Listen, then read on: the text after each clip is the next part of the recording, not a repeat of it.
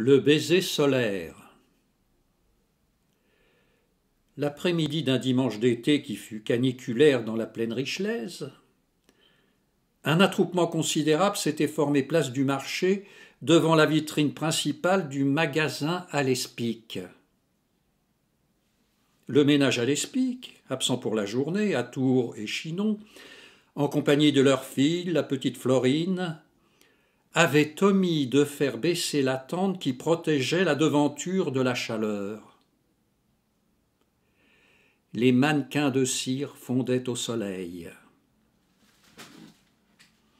On entendait des exclamations et des rires, des cris de dégoût ou d'horreur dans la foule des curieux grossis de tous les promeneurs dominicaux, dont certains avaient été prévenus de l'événement jusque sous les ombrages du parc.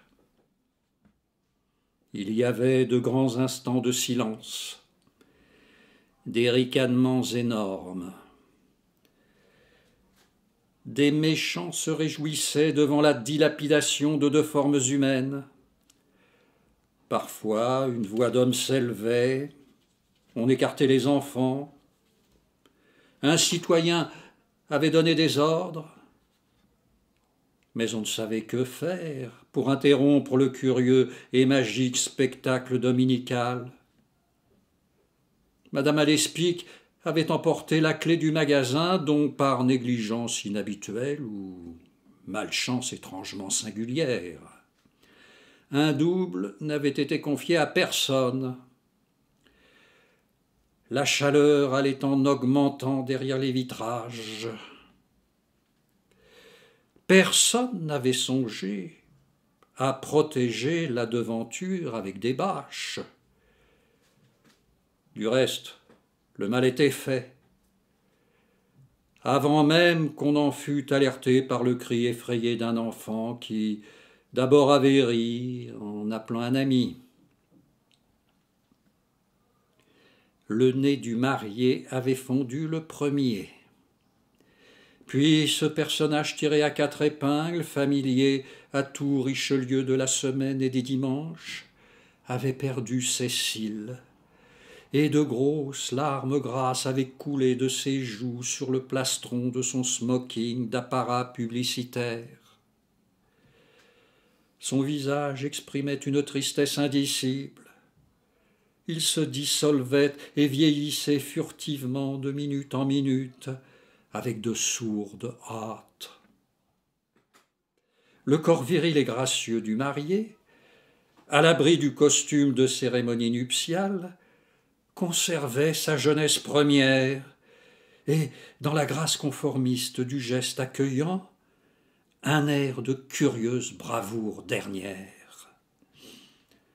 Pourtant, les mains commençaient à se décomposer et des larmes lourdes pleuvaient goutte à goutte de son index ganté.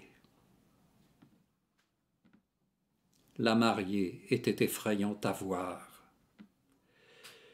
Personne ne songeait à rire de son infortune suprême. Moins tôt atteinte et affligée que son conjoint sous la protection vaporeuse du voile nuptial, la forme charmante et frêle s'était décomposée plus rapidement quand le soleil avait tourné derrière les flèches de Notre-Dame. Le visage tout entier, amenuisant son étroit ovale, s'était écoulé et sa fine contexture s'épanchait en stalactites épaisses sur sa jeune poitrine. La coulée des cires liquoreuses avait dégagé puis mis à nu tout un solide système dentaire qui s'entrebâillait après avoir paru sourire sur le gouffre de la bouche ouverte où se propageait la fonte des cires. La délicate couronne dentelée, échappant aux cheveux raidis et englués, avait quitté le crâne pour l'oreille à demi flétrie, puis faisant étape méridienne pour l'aumônière à la main suspendue, avait roulé jusqu'aux pieds de satin blanc. Yeux bleus. Luisante et lumineuse, Les prunelles vitrières de ma jeune sœur sans visage suspendaient leur fixe regard à des fils de fer mobiles que maintenait l'ossature cachée sous les mousselines. Et la confrérie, progressivement plus muette de certains spectateurs mystiques, restait immobile, béante, considérant dans le mirage du vitrage, autour de la grâce liliale de la novice défunte, sur leurs visages sillonnés des glissements fluviaux de la sueur, la liquide couronne de l'agonie au pilori de vie soudain désincarnée. Yeux bleus. Mon cœur, mon âme était là, au premier rang. Yeux de ciel, yeux de mer, yeux de rêve. Dans quelle immensité bleue ai-je rencontré ces yeux de vie ou de mort?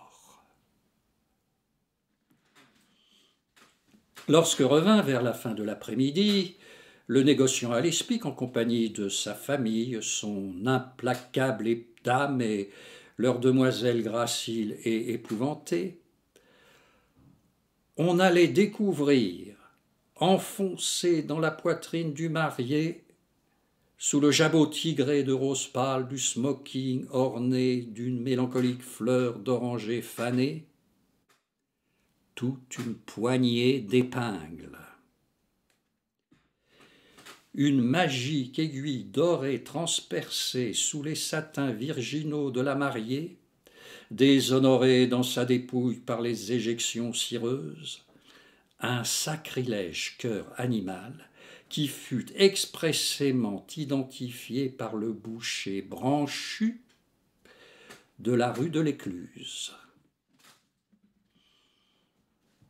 8 jours après cette heure légendaire de canicule dominicale, un cortège funèbre de première classe extra conduisait, près de la route de Chinon, à sa dernière demeure, Monsieur Abraham à l'Espic, décédé subitement.